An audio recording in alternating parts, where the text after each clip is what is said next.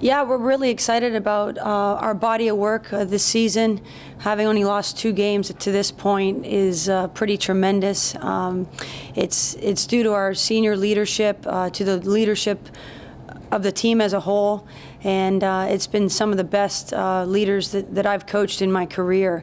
The chemistry is fantastic, and there's a ton of belief that they have in one another representing the University of Texas. So we're just really excited every time we step on the field. I can't thank our home fans enough. Had 2,100 people Friday night at our match versus Oklahoma. We made it exciting for them, and just really grateful. I think the fans in Austin have come out to support all of our teams tremendously well this year, and it means a lot, and they bring more energy than they can even imagine. So does Texas own Oklahoma? Volleyball, soccer, football? It was a good weekend for Texas. I think Texas has a ton of respect for Oklahoma, and all teams prepare for a battle in that match. Was there any trash talking at all? No, not from my standpoint, and certainly not from our teams. I think, you get on the field, and there's certainly an intensity, and across the board when we went on the road for our 4 games on the road. The intensity that we faced at Oklahoma State on that Friday night, then heading to TCU, and then Iowa State, and then finishing that 2 weekend away trips with West Virginia. I mean, it was a battle. It was a battle from start to finish, and I think that's what our players are realizing. Whether it's Oklahoma, whether it's Oklahoma State, whether it's West Virginia, you go on down the line. This Friday versus Kansas, it's going to be a battle. And it's a credit to the conference, #1 RPI conference in the country. I'm not sure where it's rated this week, but last week it was, and I think 5 teams in the top 25. That's pretty impressive for our conference and for the Big 12. How good is it in the time you've been here as far as the strength of the league? It's increased tremendously. I think when I first arrived, we were having 2 to 3 schools into the NCAA tournament. Then maybe one year it went to 4, and then it dipped down to 2 again.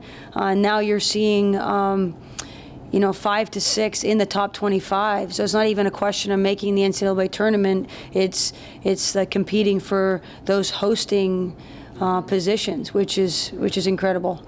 Where does it stand for y'all as far as hosting? I know, these are tough. Y'all beat Baylor, lose to West Virginia, West Virginia beats Baylor. So yeah, everybody has a loss in this league. Nobody's going to go unscathed for sure.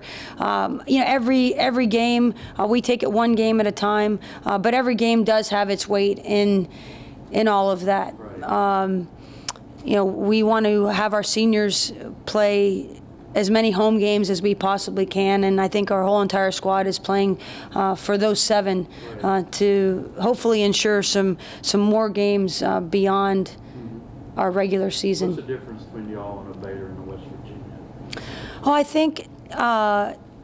I think possibly just a style of play, different philosophies, and it comes down to a tactical matchup, and our game. You'd have to ask other coaches, but our game is truly about the first team to make a mistake, right? And then can your squad capitalize on that error? And we've minimized our mistakes this year, and that's been the body of work to be 11-2-2. Now just battling in the Big 12. We are the only team this year that will have 4 back-to-back away games. I guess we were the chosen one this year. But so that's tough, right? That's tough. And but with that being said, it is what it is, and we're going to be definitely prepared to be playing on the road in a Kansas City environment for the Big 12 tournament. So in some ways it may help you. It's not an appealing gauntlet, but in some ways it helps you going down the road.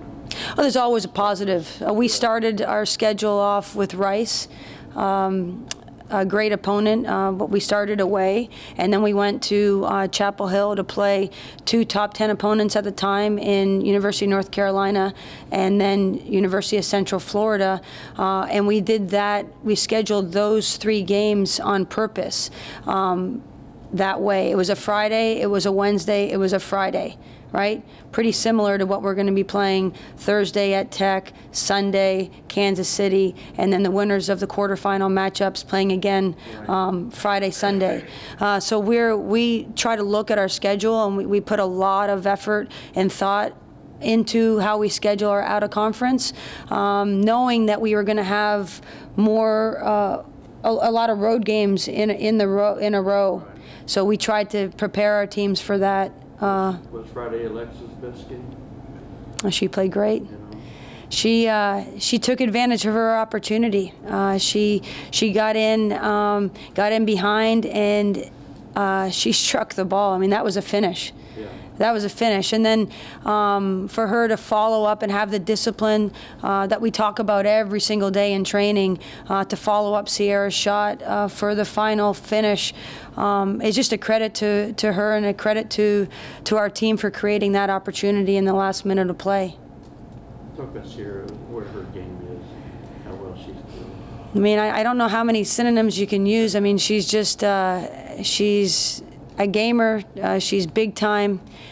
She's an all-round, just a tremendous young lady to coach. She just got nominated for first team All Big 12 academic. She was an All-American last year. She's leading the Big 12 in scoring. She's right up there with her assists, which gives you more of a complete player. Now you're talking a little bit like the type of stuff that Mia Hamm and Christine Lilly were doing with their goals and their assist ratio. She loves to share the ball. I think she's more excited when her teammates score than when she actually finishes herself. So in saying all that, there wouldn't be a coach in America that wouldn't enjoy coaching a player like a Sierra Hinson. She elevated her game even more as this season's gone on? I think so. I think she's really came into her own last season as a sophomore, and taken on a leadership role, and now she's helping take ownership of the team and the program. And I've said it a few times this year, bad teams aren't led, good teams are led by a coach, great teams are led by the players. And I opened up, my opening statement was in reference to the type of leadership we have this year. She's a huge piece of that. She wants the ball. She pursues the responsibility of putting the ball in the back of the net, and you can tell in her work rate at the beginning of every match, at the beginning of every half, that she's fully invested in the University of Texas and every single teammate that's on her squad. Who's going to win this league? Who's going to win this league? Who's going to win this league? Yeah, well, we're certainly excited to be in the mix, to put our hat in the mix for that, and it's no one's going unscathed, and it will come down to the wire. We have from top to bottom a battle every single evening, every single afternoon. You're always finishing your match, and you're given the scores, and you're like, whoa, it's 1-0 games, it's 2-1 games, it's double overtime, it's ties, it's scoring in the last minute, it's all these types of things. So no days off. And no days off. Yeah. No days off. And go ahead. I'm sorry. Just hard to believe that the postseason's almost here. But considering where you guys are at, do you need your team to finish these last 3 matches strong before the postseason, or do you like where they're at, and do you like the momentum they have headed into the postseason? It's so funny. There's certain words in coaching that you just try never to use, and I never use. I just heard you say it. I never use the word need. Right? We don't need to do anything. We don't need somebody else, another outside influence, to do anything for us. It's a wantingness, and it's an excitement, right? And those are two of the same phrases. One's in a positive slant, one's in you need an outside influence. We have everything that we have and that we already need to be successful, right? So now the team there's a wantingness to play the next game. There's an excitement to play the next game, and that would be K-State on Sunday for our seniors, right? Everything is for the senior class. So Friday, there's going to be an excitement. Sunday, there's going to be an excitement. Next Thursday on the road at Texas Tech, that's going to be an excitement, right? And then we're going to be equally as excited to represent Texas on that following Sunday. So I think as a coaching staff, we don't need our players to feel any sort of pressure. We're going to continue to have them be really, really excited about the type of performance they can give. I thought we played some of our best soccer Friday night. We kept great possession of the ball. We had great spacing, and we produced 3 great goals, but in a pretty dynamic fashion. So I think as the season's progressed, we've been battle tested, we've been on the road, we've had a tremendous amount of success with 11 wins thus far. Now we're excited to play the next one, and that's the way it's been all season. What would you say is the best quality of this team? Not chemistry or those intangibles, but physically and playing smart and passing. What would you say are the best 1 or 2 qualities you like in your team? Well, I think they're competitive. Yeah. That's essential to great teams. They got to be competitive. And one of my favorite words is resilience. I've observed successful people. My whole life it's been an interest to observe those types of people, and what I've found is the most successful people in any field, in any walk of life, are the people that have the most resilience. That people that have enough courage to put their neck out there, and regardless of the result, they just keep coming back. They just keep coming back, keep coming back. You go to the Michael Jordans, the Wayne Gretzkys, the Mia Hamms. You've heard all these stories before, right?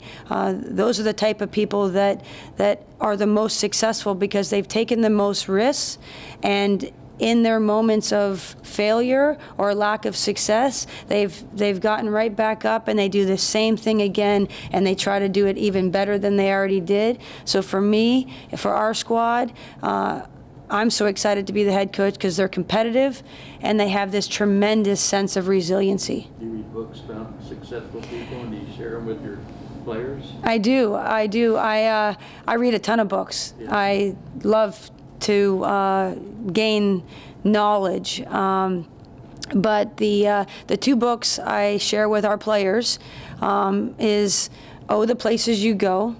It's this brilliant book by the author Dr. Seuss. If you haven't read it, it's a great one. I didn't grow up with Dr. Seuss. I was Scottish, Canadian, right. Wasn't up there.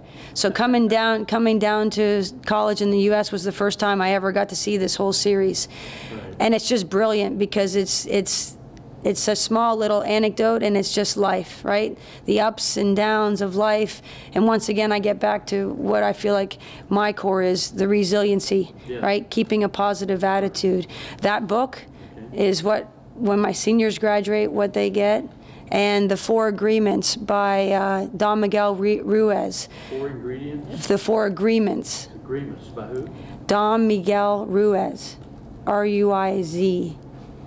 What's that about? That is about these 4 agreements that you can keep for yourself. And if you keep to these 4 agreements, you will be finding joy in life. Next time we talk, read those 2 books for me, okay? Next time. Okay. And read them too, Coach. will you? Yeah. Okay. And then just think about being a 21-year-old young lady, and someone that has invested in you is giving you these 2 books and saying, if you follow the information in these 2 small books, you will be joyful and you will be resilient. Therefore, you will have success. Didn't you give them to the seniors, you said, or all? After, no, just the seniors after they graduate. Okay, those two? Those two. Yeah. And I write little passages in them and tell them how special they've been to the program. Okay. And that's been a tradition that I've held for any player I've coached for the last 20 years. Wow. So you read all Dr. Seuss's collections? I have read most of them. Yeah. I don't think I would not be honest if I said I've read them all. Yeah. And I just can't keep getting past this one. Oh, the places you go. Yeah, Green Eggs and Ham. Now, I've read Green Eggs and Ham. Yeah. Yes. Yes, I have. I love it.